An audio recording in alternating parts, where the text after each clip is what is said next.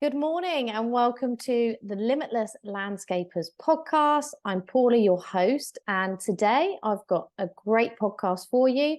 I am talking to Jeremy, who runs the Landscape Show. It happens every year in Birmingham. I'm a massive fan of Jeremy and the show and what they're trying to do in the industry. So we're going to be talking about the importance of shows. Are they worthwhile going to? What's different? And everything else to do with landscape in the industry and shows in general. So let's go to the show. As the co-founders of the Landscaper Circle, we help you get more money, time and freedom to become limitless through our experiences as fellow landscapers and our tried and tested methods. If you want help with your marketing, managing or growing your business, you've definitely come to the right place. If you're a landscaper, garden designer or supplier to the industry, then hit subscribe so you never miss an episode. Now, let's get back to the show.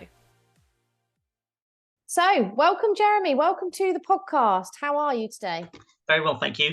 Treat me gently. This is my first time. I really have got no idea what to expect. We are officially taking his podcast virginity today on the show. Okay, love it. How exciting. So, For people who don't know you, now I don't know anyone who wouldn't know you. You go to lots of industry events, so people must know you, must have seen you. But for those who don't know you, tell us a bit about you and obviously why we're here, the Landscape Show. Sure. My name is Jeremy. I've been organising the Landscape Show for the last 12 years. So I sit on various panels, various groups, various trade associations. And the whole point of what we do is to bring the industry together. That's the whole focus of the Landscape Show. And yeah, please come. Please come. Come. Remind everyone when it is. I know when it is. 27th and 28th of September. Perfect. So you can register online. It's all free. Lots to do. Cool, because I will be putting the link in the show notes. That's the plug. We'll get the plug out the way first. Get the plug out the way. Come and attend. Now, so let's start with why the Landscape Show? There are many industry shows. I will not be naming all of them here. We could be here a while. There's lots of industry shows out there. Why the Landscape Show over anything else? Anything else? Including anything else? Because I think that we are very diverse as a show. I mean, we've got something like 104 media partners that support the show. There's nobody else that can lay claim to anything like that. So that's publications, that's trade associations, and they work really, really closely with us. That's not just UK based, that's worldwide. You know, so it might be a trade association like Elka, for instance, who technically run Bali. It's the European Landscapers Contractors Association. So they're very much on board. So it's about, our aim has always been to get the message out there, to unite the industry, to bring us all together. And that's what Landscape is all about. Yeah, I feel for me that the Landscape Show is very different. You don't see the same suppliers there. No, you don't see the same exhibitors there. I think that we could probably say that between 60 and 80% of our exhibitors are new each year. Yeah. So if you're a visitor, there's every reason to keep coming back because you're going to see new stuff. And that's what our architects, the landscapers, the contractors, the garden designers, that's what they want. They always want new things. You can see the same old suppliers time and time again at other places. But I mean, what our show is about bringing new stuff. Yeah, and that's what I really like because you do actually, if you're looking for new suppliers, new innovative products to use in your landscaping things, new products, exactly, that's exactly right.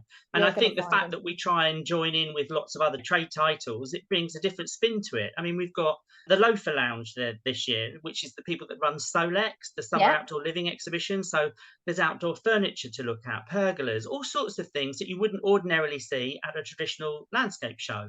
We're trying to work with other organisers as well to bring them into the party to make it more of a broader demographic, if you like. Yeah, and I think you do focus a lot on garden designers as well, don't you? Yes.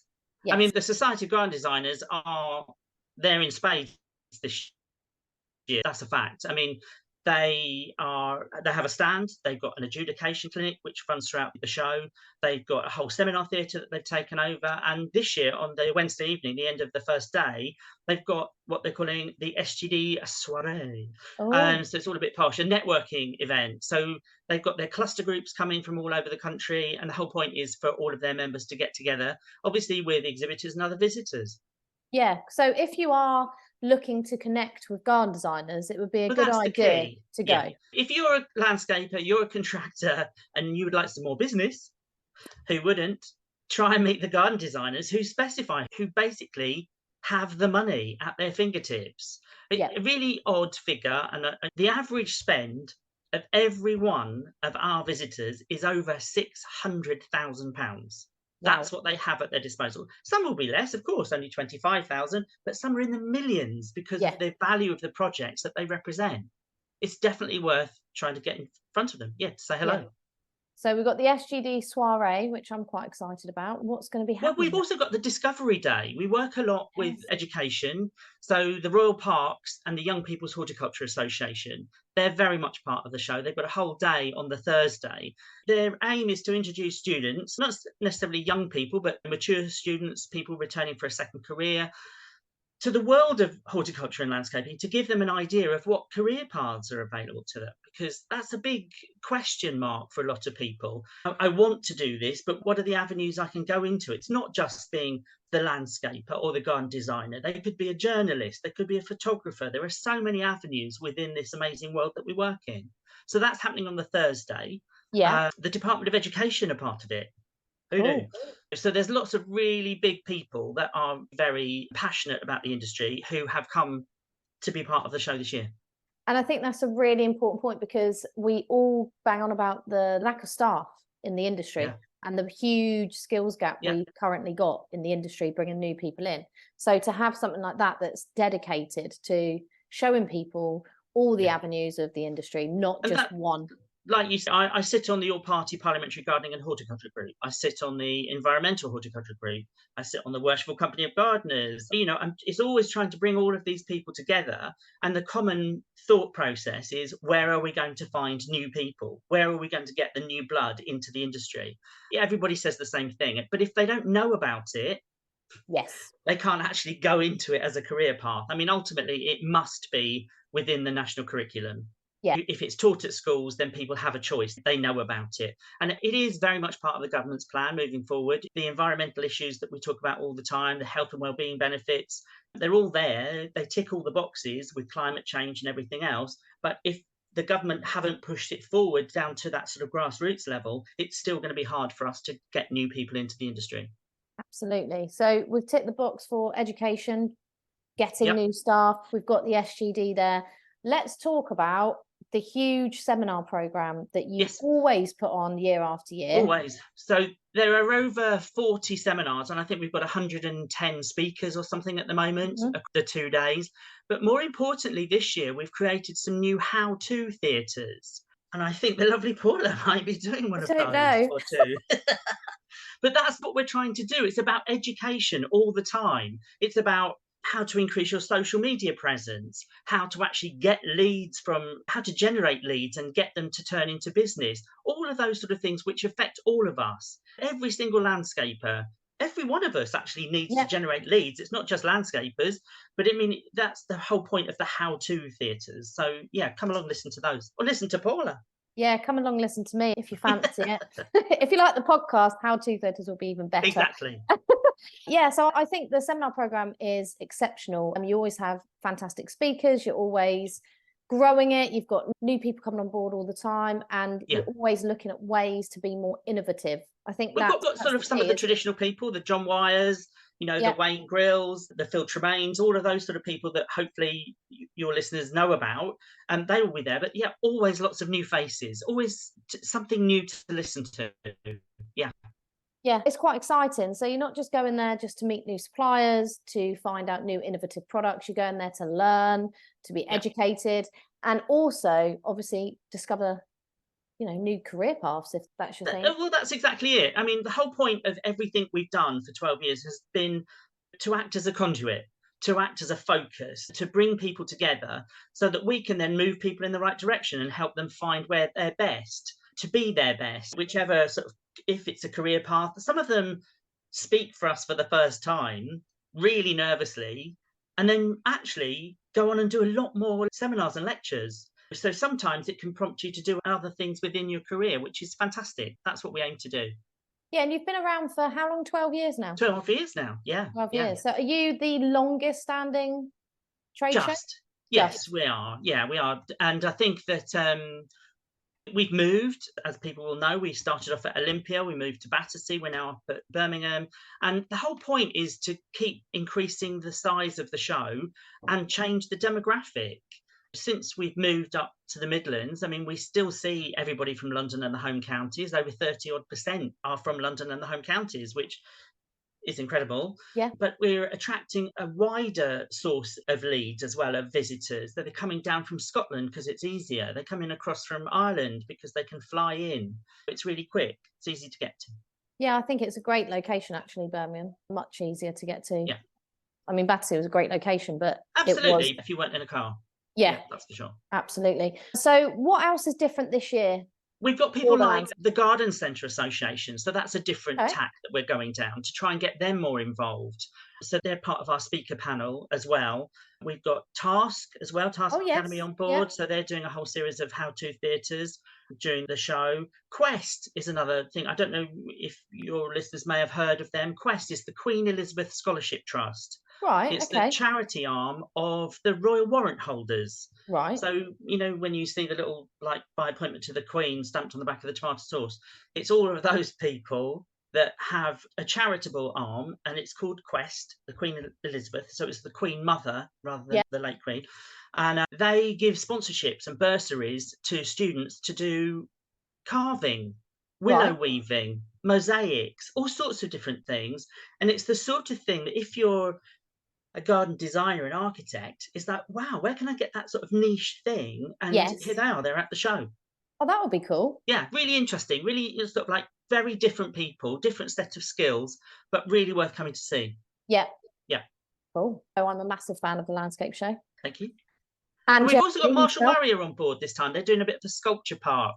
Oh, so we do have some sculptors at the show. Yeah. But he's bringing a whole selection of people that he represents as well. So we're just trying to sort of broaden it out. I mean, obviously landscape covers lighting, pergolas, stone, trees, everything, water features. But the sculpture thing, it can be a bit incidental. Yeah. It's always the end client's choice, but we just are trying to always bring new things to the party. Yeah, it's always about new things. I know, that's what I love about the landscape show. There's nothing same old with it. There's always something new. Yeah, we try and change the look of the show, the theme colours every year, just to sort of give it a bit of a different edge. We do work a lot with overseas shows like Paisalia, like the Americans with ASLA, the American Society of Landscape Architects. I had to think about that one. They have a big annual show and we work really closely with them as well. So we do have exhibitors from Australia, from Greece, from lots of places in Europe. Yeah, it's a very broad mix of stuff to see. It is. I mean, last year you focused a lot on women in landscaping, didn't you? Yes, that's still happening. That's on the Thursday. Cool. So there's still, you know, it's like women in natural stone, women in lighting, women in horticulture. So they'll all be part of a feature actually within the Central Bar area. You've also got the interviews from the big green chair. Some interviews with George from the Evening Standard. He's featuring some well-known people.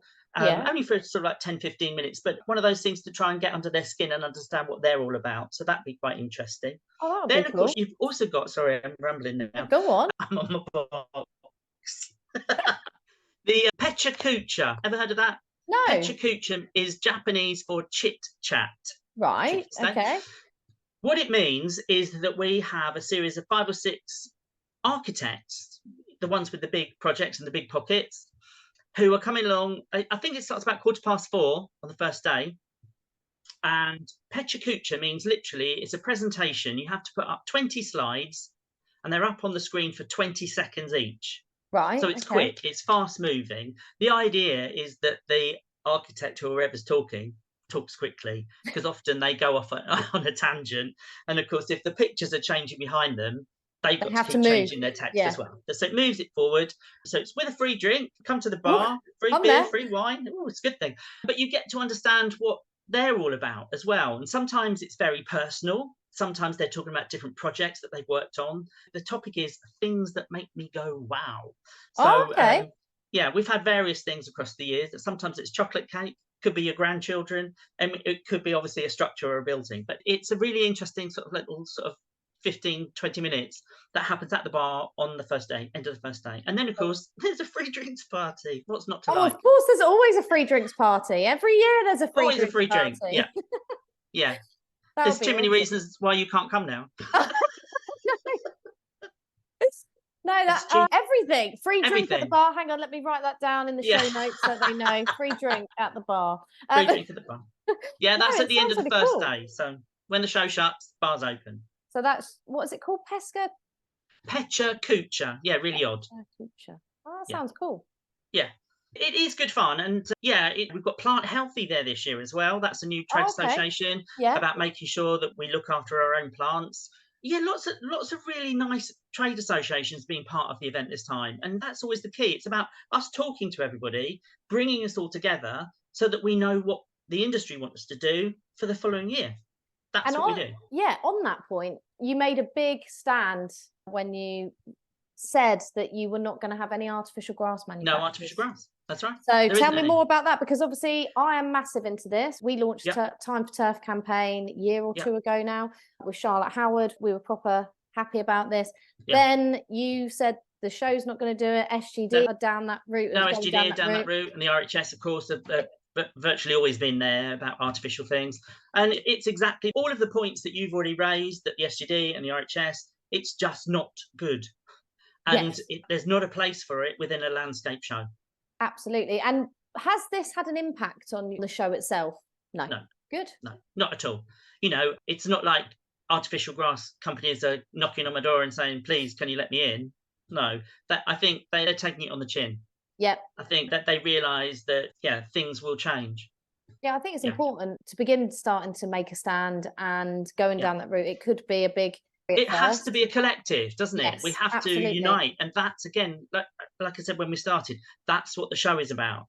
It's about uniting the industry. It's trying to bring all of those things together and showcasing them. Yeah. We do listen. I sit on, as I say, so many boards, so many panels. It takes days of my life. But the whole point is to listen, to understand what we're trying to achieve collectively. And that's how we try and focus the show. We always want support, obviously, from the manufacturers. Without the manufacturers, the show doesn't happen. Manufacturers it's been a strange time for them the last sort of like 6-8 months, I think. Yeah. The weather has not helped. And I think that we all need to be supportive of everything that the industry is trying to do. I think that's where I'm coming from. We're all on the same page. We all want to survive. We all want to do brilliantly well. But we do have to sometimes do that with other people. Yeah, we have to support each other and... Absolutely. Be a collective rather than trying to work against each other. We don't need people to be fragmented. You know, it's about coming together because we achieve greater things. Yeah, absolutely. Yeah. I love that. Cool. Anything else you want to say about the landscape show, Jeremy, while you're here? Come. Just visit. If you're unsure, you don't know what we're all about, just come along. It's free. How bad can it be? You will meet people there that will change your life. There are seriously some amazing people. Not just the speakers, but the exhibitors and other visitors. You just don't know who you're going to bump into.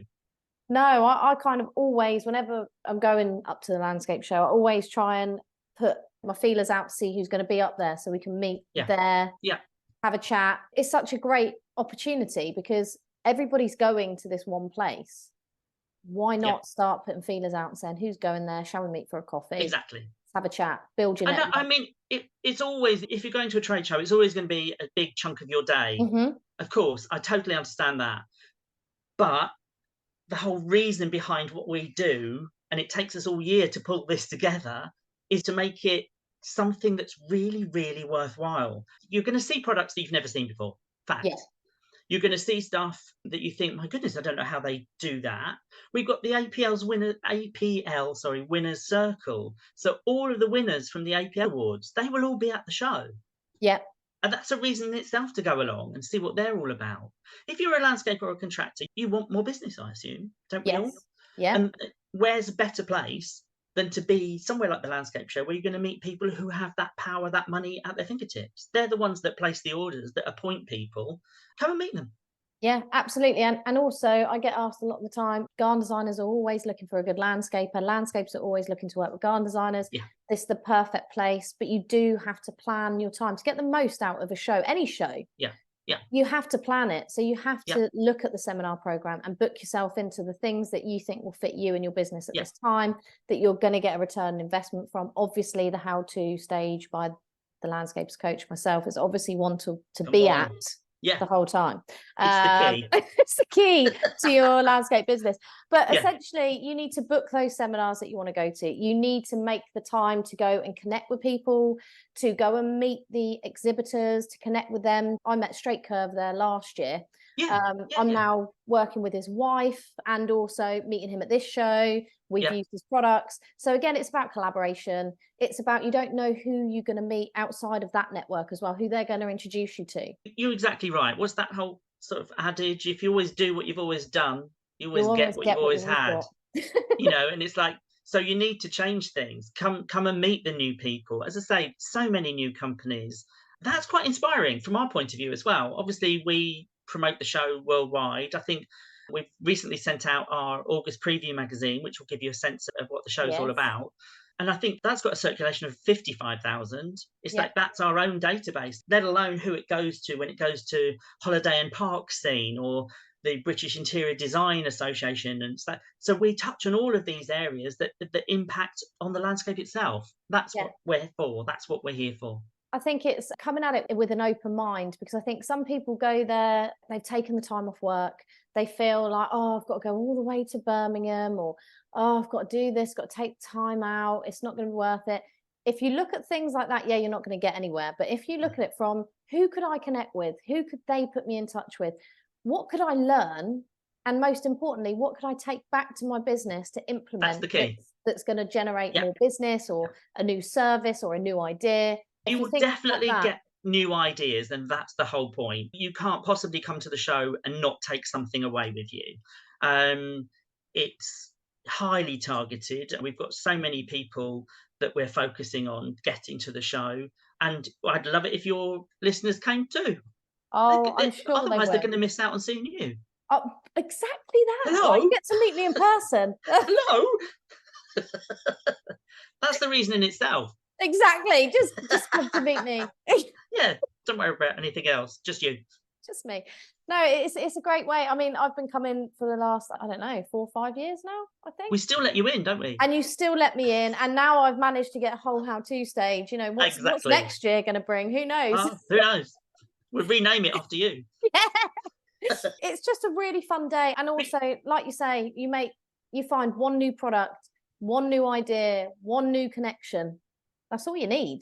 It's interesting what you've just said. Like you've been coming for a few years, and as the years have progressed, so has your involvement, because you've got more out of it. Yeah, that's the same for everybody that visits. Come along and talk to people. There's so much to see, and I'm so flattered that all of the associations like Perennial, the Gardeners Royal Benevolent Society are part of the show, and Colebrook and Seagrave, is it? I think I might be wrong. Who are do the sponsorship stuff. The APL Winner Circle is amazing. They're interacting with all of the visitors as well, because you might have a project that you want to then enter for the APL Awards next year. Yeah, there's loads of reasons to come. I can't think of one reason why you wouldn't come. So go and book your ticket. The link will be in the show notes.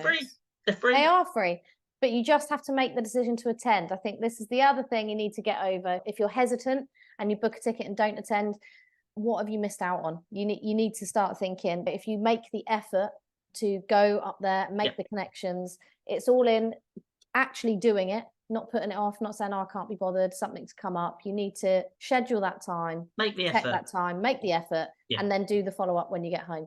There's thousands of people that have made the effort. That's what makes the show happen. So we look forward to seeing you. Absolutely. Fantastic. Well, thank you for coming on the show, Jeremy. Thank you for having me. I look forward to seeing you. So that was a fantastic podcast episode. In the show notes will be a link to get your free ticket to get into the landscape show. I'm going to be there both days. It's a fantastic event that aims to unite the industry. obviously you can hear from Jeremy, he's super passionate about the industry and super passionate about the show he's putting on. He puts a lot of effort and thought into that. I do think you have to plan when you go to these shows to get the most out of it, and thinking about return on investment when you're going, but kind of look at it from the open mind perspective of who could be that one connection you make that changes things in your business. What could be that one idea? What speaker could you listen to that's going to, you know, give you that idea or thought or change that you can make in your business to make it better going forward? I mean, that's what I try and do at the Landscapers Coach through mastermind and one-to-one coaching. And the aim is to help you in your journey on your business, your landscaping business journey, which is full of ups and downs always. I do have only one free winter prep call left. If you want to grab that and make a change to your landscaping business, do get in touch. Do send me an email or DM me on Instagram and we'll get you booked in for that. Like I said, it's a free prep call to think about planning your business for winter and beyond. The effects of planning does not just include winter. It does include going forward and beyond. And of course, we can chat about one-to-one coaching and the mastermind I have available to landscapers and, you know, businesses in the industry. So I hope you enjoyed today's podcast. I absolutely did. I'm going to go off and do the show notes now, and I will see you in the next episode of the Limitless Landscapers podcast.